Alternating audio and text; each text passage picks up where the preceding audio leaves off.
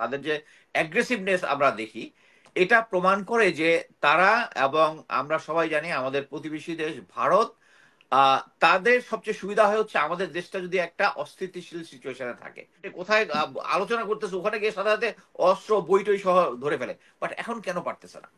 এটার হুম। কারণটা হচ্ছে তারা এখন এমন একটা স্ট্রেংথে আছে, এবং তারা ভারতীয় গোয়েন্দা সংস্থা, আমাদের গোয়েন্দা সংস্থার একটা অংশ, আমি বলবো না পুরোটা, একটা অংশ তারা এখনো কন্ট্রোল করে।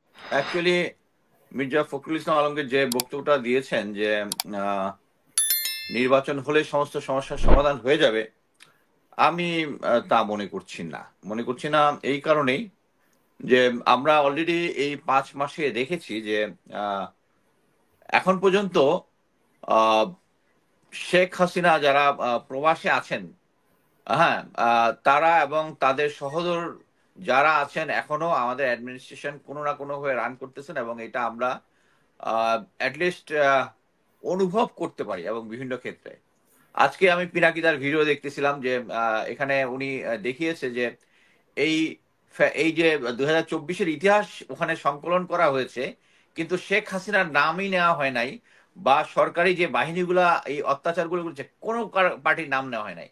তো আমরা তো খুব খুশি ছিলাম যে এই 24-এর বিপ্লবের ইতিহাস বা গণঅভ্যুত্থান যেটাই বলি, এটা আমাদের বইতে আছে, এই বইতে নাই।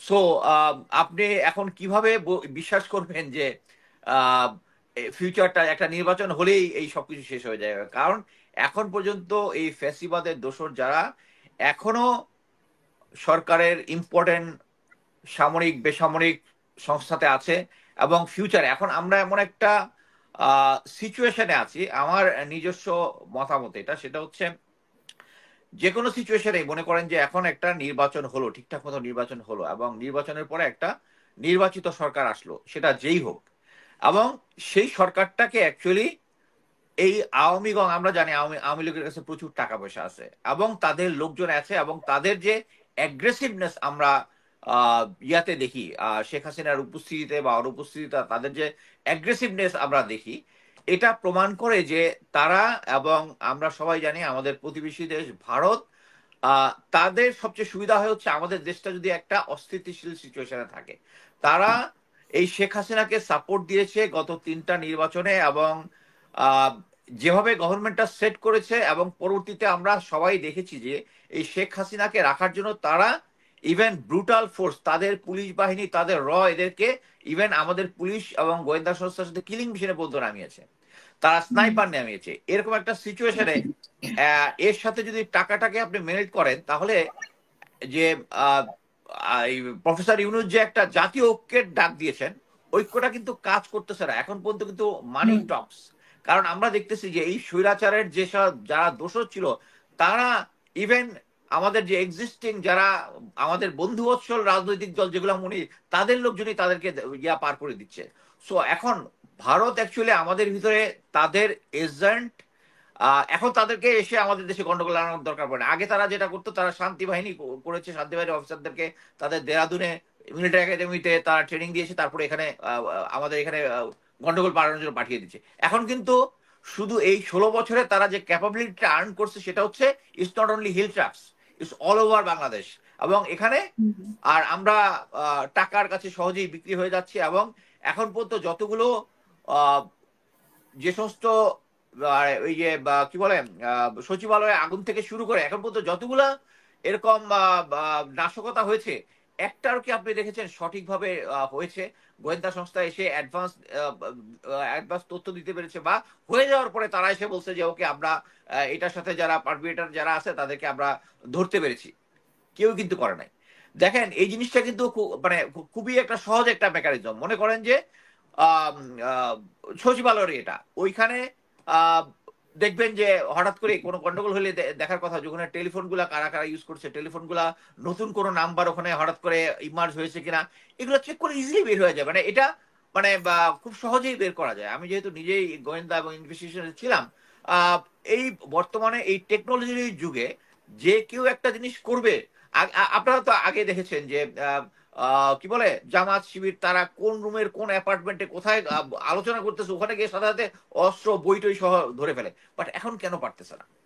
এটার হুম। কারণটা হচ্ছে তারা এখন এমন একটা স্ট্রেংথে আছে এবং তারা ভারতীয় গোয়েন্দা সংস্থা আমাদের গোয়েন্দা সংস্থার একটা অংশ, আমি বলবো না পুরোটা, একটা অংশ তারা এখনো কন্ট্রোল করে। এবং আমি কয়েকজন প্রাক্তন গোয়েন্দা প্রধানের সাথে কথা বলে যেটা জেনেছি সেটা হচ্ছে তারা ইচ্ছা করলেই সবাইকে কন্ট্রোল করতে পারতেছে না। এই যে এনএসআই এর ভিতরে প্রায় মানে হাজার খানেক ছাত্রলীগের লোক যেটা ঢুকেছে, এরা সরাসরি ইন্ডিয়ার সাথে জড়িত।